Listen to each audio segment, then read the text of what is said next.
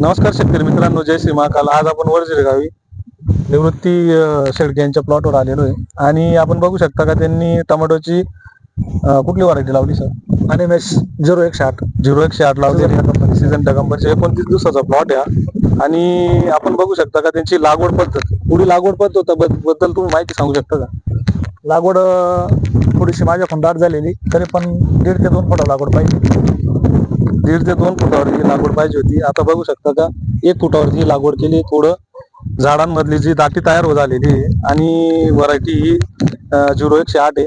आपण बघू शकता का याच्यामध्ये काय झालेलं आहे का एकमेकांमध्ये दाटी झाल्यामुळं जे काही आपले झाड आहे ते एकमेकांमध्ये स्पर्धा करत राहतात. त्याच्यामुळं लागवड ही कमीत कमी पावसाळी 2 फुटावरती पाहिजे. आणि